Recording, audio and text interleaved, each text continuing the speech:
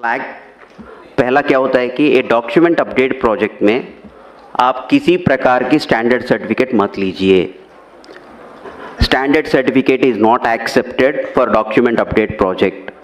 ये document update project हम इसीलिए कर रहे हैं कि जिसका पुरानी डॉक्यूमेंट्स हमारे पास नहीं है, अगर वहाँ भी हम स्टैंडर्ड सर्टिफिकेट अप्रूव करेंगे तो गलत बात है, उसका पर्यवसान बहुत कठिन होता है। तो इसीलिए कोई भी डॉक्यूमेंट अपडेट प्रोजेक्ट में आप स्टैंडर्ड सर्टिफिकेट मत लीजिए, पॉइंट नंबर 1। पॉइंट नंबर 2, अभी UIDAI हेडक्वार्टर्स ने बहुत सारा प्रेजेंटेशंस बन चुके हैं आपके लिए, सारी ट्रेनर्स के लिए, सारी ऑपरेटर्स के लिए। उसमें 8 प्रेजेंटेशंस है, उसमें 2 प्रेजेंटेशंस ऑलरेडी सिन्हा जी और राउटेला जी कवर कर लिया है। फर्स्ट प्रेजेंटेशन है एनरोलमेंट ऑपरेटर, मतलब एक एनरोलमेंट ऑपरेटर किस तरह के एनरोलमेंट करना है, उसमें क्या क्या देखना पड़ती है। लोग क्या होते हैं ना, छोटे मोटे गलती है सर इसमें क्या गलती, वो छोटे मोटे गलती आपके लिए हो सकता है मगर वो छोटे मोटे गलती हमारे लिए बहुत बड़ा बन सकती है। उसके ऊपर आप सब लोग कभी कभी बोलते हैं सर हमारा सस्पेंशन हो गया है, DOE 1 में हो गया है, DOE 2 में हो गया है, बायोमेट्रिक एरर में हो गया। आपको ये सब पता होना चाहिए आपका गलती कितना छोटा है और कितना बड़ा है, इसके ऊपर एक प्रेजेंटेशन है। सेकेंड थिंग, कुछ लोग पूछ रहे हैं कि सर नाम में चेंज करने पर भी रिजेक्ट हो रहा है। अगर मेरा नाम श्रीनिवास है, मैं अजय कुमार बनना चाहता हूँ, ये गलत बात है। वो अजय कुमार बन के क्या कर रहा है आपको मालूम है? वो किसी दूसरे के प्रॉपर्टी को भी लेके जा रहा है। ये ऐसा स्थिति है ग्राउंड पे, इसीलिए आप जो भी नाम चेंज कर रहे हैं, मतलब श्रीनिवास से कोई दूसरा नाम से तीसरा नाम, ऐसा हो रहा है कि सोचो उस आदमी को सही डॉक्यूमेंट लेके आ रहा है कि नहीं आ रहा है, वो सब सोच लो, उसका पर्यवसान बहुत कठिन होता है। दूसरा ये है कि इसीलिए हमने एक स्टैंडर्ड ऑपरेटिंग प्रोसीजर निकाला है। नाम कितने बार कर सकते हैं, डेट ऑफ बर्थ कितने बार कर सकते हैं, जेंडर कितने बार कर सकते हैं। अगर इसके पर भी किसी का डेट ऑफ बर्थ बार बार चेंज होता है क्या? मगर कोई आदमी आ रहा है, इसका मतलब क्या है? हम तो वो सोचना पड़ेगा ना, फ्रॉड भी हो सकता है, कभी हमने भी गलती कर लिया होगा ना, आंख बंद करके टकाटक मार लिया हो तो गलत हो गया होगा। देखो जो आदमी आ रहे हैं उनका गलती है या हमारा गलती है, ये भी देखो थोड़ा, उनका प्रॉब्लम क्या है वो एसेस करने के लिए कोशिश करिए। सेकेंड थिंग इज, इसके साथ हमारा QC में बहुत सारा रिजेक्शन होता है। आप ये समझते होगी जो हम डॉक्यूमेंट यहाँ से अपलोड करेंगे वहाँ कोई देखने वाला नहीं है, हमको क्या फ़र्क पड़ने वाला, वैसा कुछ नहीं होता है। आप यहाँ से जो भी कागज़ भेजते हैं नीचे पैकेट के साथ, वो सारी बैकग्राउंड में वेरिफिकेशन होता है। मैं आपको बोलता हूँ, मानो न मानो आपका बात है, डॉक्यूमेंट होता है, डॉक्यूमेंट को इस तरफ आगे साइड उनका प्रूफ ऑफ आइडेंटिटी होता है, फ़ोन पे बात करते रहे या कोई दूसरे बात करते रहो, उल्टा करके स्कैन करते हैं। मेरे को क्या आता है, वाइट पेपर आता है, ये DOE 1 है, क्योंकि जहाँ पे प्रूफ ऑफ आइडेंटिटी अपलोड करना था आपने सफ़ेद कागज अपलोड किया। ये तो एकदम फ्रॉड है, वो आप गलती से भी कर लिया होगा मगर it has a long lasting effect. दूसरा क्या होता है ना, किसी ने POA डॉक्यूमेंट दोनों दिया था आपको, एक के बाद एक स्कैन करना था, वो भी फ़ोन पे लगे हुए हैं, दोनों डॉक्यूमेंट लिया, स्कैनिंग वैसा हुआ कि पहला डॉक्यूमेंट आधा स्कैन हो गया, दूसरा डॉक्यूमेंट आधा स्कैन हो गया, आप जान ही नहीं देते हैं, वो गलत बात है। तीसरी बात यह है कि ये देखो मेरा 10 उंगलियां है यहाँ पे, ये दोनों में बायोमेट्रिक्स नहीं आ रहे, मगर आप इसको, कुछ लोग ऐसा समझते हैं कि हाँ ये एक्सेप्शन है, हम 8 उंगली को ले लेंगे बायोमेट्रिक और इसको एक्सेप्शन मानते। ये गलत है, बहुत बड़ा गलत है। इसका 2 उंगली है यहाँ पे, इसका उंगली नहीं है, वो अलग सी बात है, ये एक्सेप्शन बनती है, मगर ये एक्सेप्शन नहीं बनती है। इसके लिए भी अलग सा तरीका है। अगर किसी का रेजिडेंट आपके पास आया, उनका 2 उंगली का बायोमेट्रिक्स नहीं आ रहा है, उसको कैप्चर करना है तो डेटा, उसका प्रोसेस ही अलग है, मगर क्या होता है ना, इसको एक्सेप्शन में डाल देते हैं। It is a fraud once again, क्योंकि वहाँ पे उंगली है, आप इसको एक्सेप्शन मान रहे हैं, कहाँ से एक्सेप्शन आ गया? ये है one more presentation on this particular aspect. इसके बाद क्या होता है, राउटेला साहब ने बताया था कि किसी ने वो आपको फ़ोन पे बोलता है अभी आधा घंटा में आप नहीं करेंगे तो आपका दुकान बंद हो जाएगी, आपका क्लाइंट बंद हो जाएगी। ये सब क्या होता है, आपको मैसेजेस आता है ना क्रेडिट कार्ड्स वगैरह वगैरह में, आगे आधा घंटा में बिजली का बिल नहीं भरेगा तो आपका बिजली काट जाएगी, वो सब फॉल्स है ना, मालूम है ना आप लोग सबको। वैसा ही आपका सिस्टम को कोई एक्सेस कर रहे हैं तो आप एक्सेस क्यों कर रहे हैं, ये गलत बात है, ये भी नहीं करना चाहिए। इसके ऊपर टेक्निकल एस्पेक्ट्स, मतलब जो चीज आप करना है, जो चीज नहीं करना है, इंफॉर्मेशन सिक्योरिटी गाइडलाइंस क्या है, उसके ऊपर एक प्रेजेंटेशन है। इन एडिशन टू दैट, जो नीचे ग्राउंड पे लोग होते हैं ना, कभी कभी क्या होता है ना, आपको लगता है ये बहुत ट्रिवियल है, इंटरनेट केबल उस दिन ठीक से नहीं लगाया होगा, बोलते हैं आधार वाले ने आज सर्वर चालू नहीं किया, मेरे को सिस्टम नहीं ऑनलाइन हो रहा है। वैसा भी स्थिति है ग्राउंड पे, छोटे मोटे चीज होता है, कभी कभी आपका सिस्टम को रिस्टार्ट करना पड़ता है, एक सर्विस को रिस्टार्ट करना पड़ता है, वो कुछ भी नहीं करते, बोलते हैं आज आधार का सर्वर काम नहीं कर रहे, वो गलत बात है। ये छोटे मोटे, बहुत छोटे मोटे चीज है जो हम मोबाइल सब लोग यूज करते हैं, अगर कुछ हैंग हो गया तो रिस्टार्ट करेंगे तो काम करते हैं। वैसा कुछ चीजें हैं जहां पे आपको ध्यान दे के जो आपको 5-10 मिनट में प्रॉब्लम सॉल्व कर सकते हैं। मगर क्या होता है ना, लोग सोचते हैं कि ये गलत हो गया कुछ, आज सिस्टम नहीं चल रहा है, ये भी गलत है। इसके ऊपर एक प्रेजेंटेशन है, टेक्निकल एस्पेक्ट्स, मतलब आपकी क्लाइंट को कैसा देखना है, उसमें छोटा मोटा प्रॉब्लम्स आ गया तो कैसा करना है। तीसरा प्रेजेंटेशन ये है कि आपको हर दिन जीपीएस आपको सिंक करना होता है, मगर क्या होता है ना, कभी कभी जल्दीबाजी में आप जीपीएस कनेक्ट करने के टाइम पे उसका जो समय देना है 30 सेकंड या 15 सेकंड का टाइम देना है, आप नहीं देते हैं। आपका लैटिट्यूड लॉन्गिट्यूड आता है 00 लैटिट्यूड लॉन्गिट्यूड कहाँ पे है, इक्वेटर पे है, वो इंडिया में है क्या? जो उस दिन आपने मान लो 300 पैकेट्स कर लिया, 200 पैकेट्स कर लिया, सब खराब हो गया क्योंकि ये इंडिया में नहीं हुआ है। हमको ये मानता है कि हमारा इंडिया का लैटिट्यूड लॉन्गिट्यूड आएगा तो हम प्रोसेस करेंगे, मगर आप 00 लैटिट्यूड लॉन्गिट्यूड ले ले या कोई दूसरे जगह का लैटिट्यूड लॉन्गिट्यूड, ये सब क्या होता है ना, जल्दबाज में होता है। ऐसा काम बंद करिए। तो आप थोड़ा सा 2-3 मिनट का आप टाइम दे दिया तो, सब लोग ऐसा नहीं कर रहे, 1% 2% ही लोग करते हैं वैसा, वो भी जानबूझ के नहीं करते हैं। जहाँ पे टेक्निकल एस्पेक्ट्स पे ध्यान देना है वो नहीं देगा तो ये ऐसा छोटा मोटा एरर्स होता है। ये आपके लिए भी कष्ट है, जो आपके पास काम करने के लिए आया था उसका भी कष्ट है। ये बोलेगा अगर इसके शॉप में जाएंगे तो कभी भी मेरा आधार नहीं आता है, ये भी फैला जाता है तो आपके पास कोई भी नहीं आता है। देखो छोटा सा चीज कितना महंगाई पड़ जाएगी। Now coming back to our original presentation, मैंने इतना सारा बोल दिया, मैंने DOE1 एरर, नाम क्यों नहीं चेंज करना है, जेंडर क्यों नहीं चेंज करना है। कभी कभी क्या होता है ना, आपको मालूम है उसने गलत डॉक्यूमेंट लाया हुआ है, वो बोलता है, जबरदस्ती करता है आपके ऊपर, ये डॉक्यूमेंट अपलोड करो, आप करते हैं, मगर अगर वो आदमी सही नहीं है तो उसका क्या होता है, उसका रिपरकशन ज़्यादा होता है, आपको देखना पड़ेगा इसको, देख कैसा होगा। सो उस स्थिति में क्या क्या कंप्लेन, अगर जानबूझ के किया या आपने जबरदस्ती में किया, अगर कहीं वैसा गलती काम हो गया तो व्हाट इज द रिपरकशंस, मतलब आपके ऊपर क्या क्या पड़ सकता है। ये डराने के बात नहीं है, आपको ये सब मालूम होना चाहिए। शायद अभी तक आपको किसी ने बताया नहीं होगा, इसलिए हम बता रहे हैं। हमारा ये उद्देश्य है कि आप सबको ट्रेनिंग होना चाहिए, ये ट्रेनिंग के पार्ट है, या किसी को डराने का या घबराने का बात नहीं है, वैसा मत सोचिए।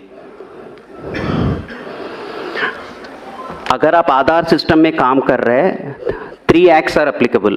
First is Aadhaar act, second is IPC Indian penal code, third is information technology act. ये तीनों एक्ट के ऊपर FIR डाल सकते हैं अगर गलती बहुत बड़ा है तो। ये किस तरह का गलती हो सकते हैं?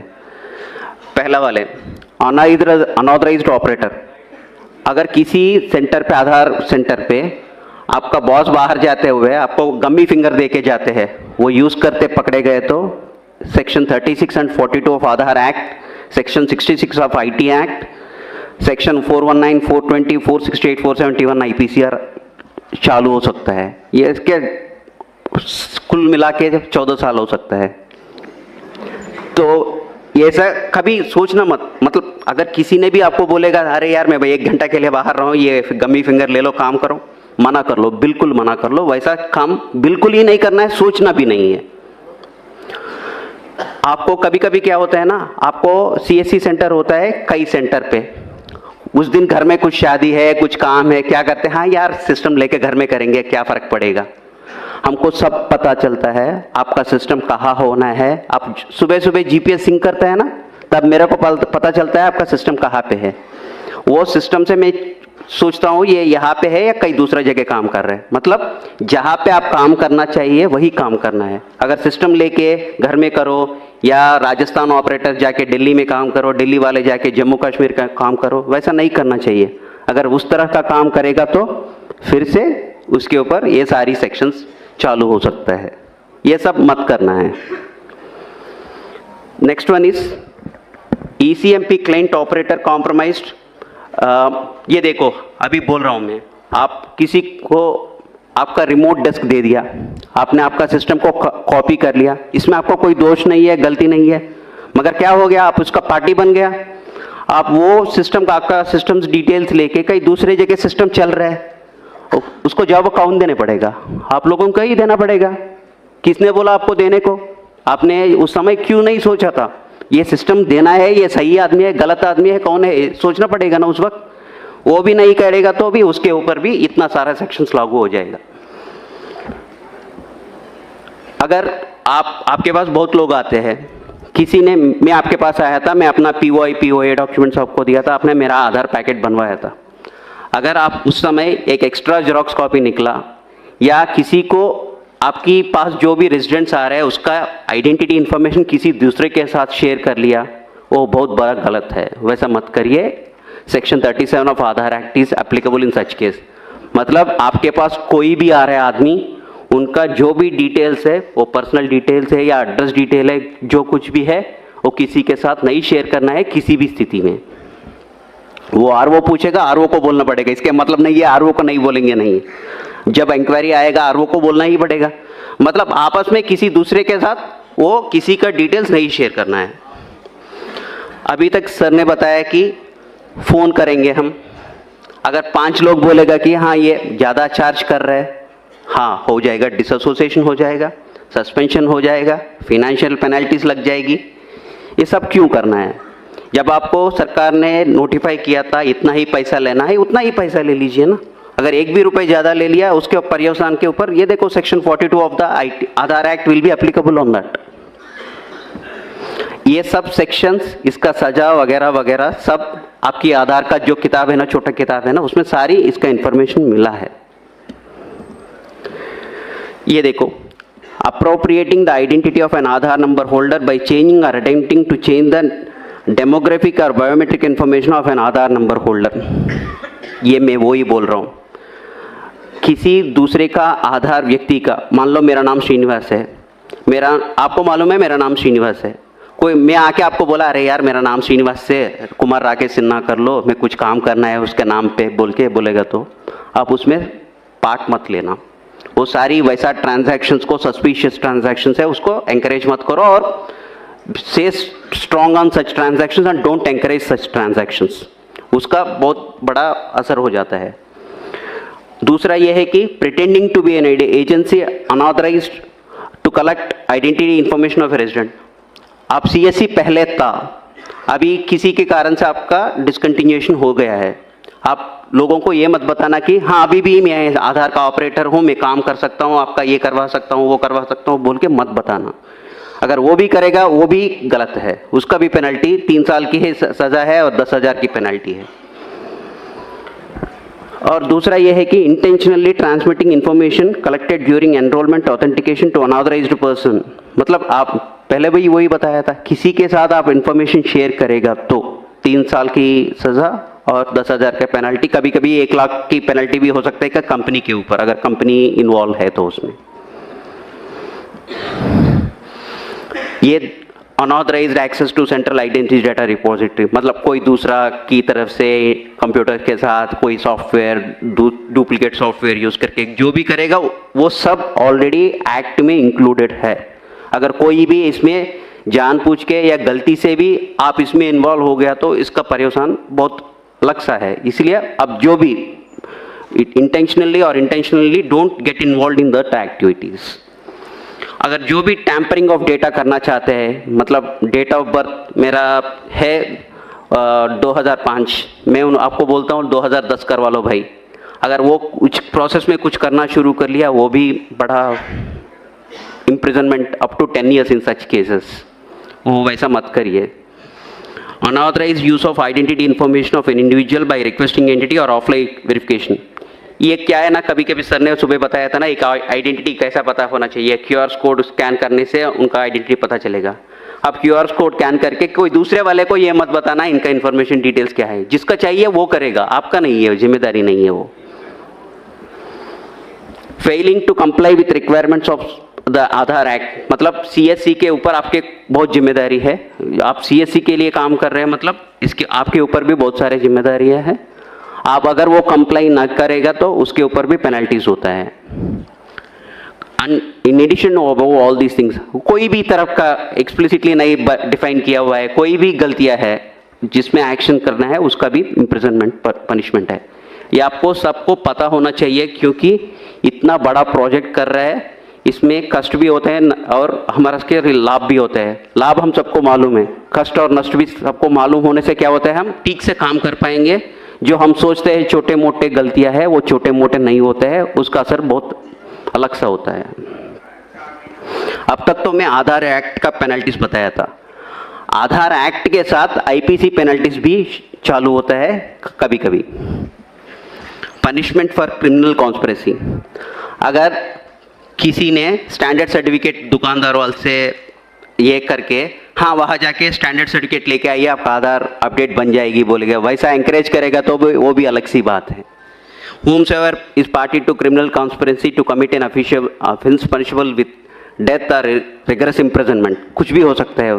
जब पढ़ लीजिए, अंग्रेजी पढ़ लीजिए, ये सब इंटरनेट में भी आपको मिलता है। आपको बस ध्यान देना है, अगर इसके ऊपर आप गलती करेंगे तो उसका पर्यवसान क्या होता है। Section 419 punishment for cheating by personation, अगर आप किसी का नाम लेके जाके आधार में अपना डिटेल्स अपडेट करके, मैं वही बोल रहा हूँ ना, मैं श्रीनिवास हूँ, राकेश कुमार सिन्हा बनना चाहता हूँ, वो चीटिंग है। अगर वो भी आप भी जानबूझ के या बिना जानबूझ के भी आप उसमें शामिल हो गया, उसका पर्यवसान सीरियस होता है। 420 ये सबको मालूम है, 420 का केस क्या होता है, गलती जो भी किस तरफ की भी गलती करेगा तो वो 420 में आता है। 467 फोर्जरी ऑफ वैल्यूएबल सिक्योरिटी, मतलब आप फोर्जरी करो या डॉक्यूमेंट को, कुछ लोग क्या कर रहे हैं कि जब आशीष हमारा क्यूसी मैनेजर वो यहाँ पे है, लंच के बाद वो एक क्यूसी के ऊपर कौन सी एरर्स होती है वो सब बताते हैं। वो आपके पास बर्थ सर्टिफिकेट लेके एक आदमी आता है, मगर बर्थ सर्टिफिकेट में डेट ऑफ बर्थ में व्हाइटनर लगा के डेट ऑफ बर्थ चेंज किया है, मतलब डॉक्यूमेंट इज टैम्पर्ड। उस डॉक्यूमेंट को एक्सेप्ट ही नहीं करना चाहिए था, मगर लोग देखते ही नहीं है, जान नहीं देते हैं, वो स्कैन करके अपलोड करते हैं, वो DOE 1 में आते हैं। मतलब जो गलती कर रहे हैं उनके साथ आप उनको सहायता कर रहे हो, क्योंकि डॉक्यूमेंट में जब व्हाइटनर लगा के डेट ऑफ बर्थ और नाम चेंज किया हुआ है, आप उस डॉक्यूमेंट को क्यों एक्सेप्ट कर रहे हैं, एक्सेप्ट नहीं करना चाहिए था।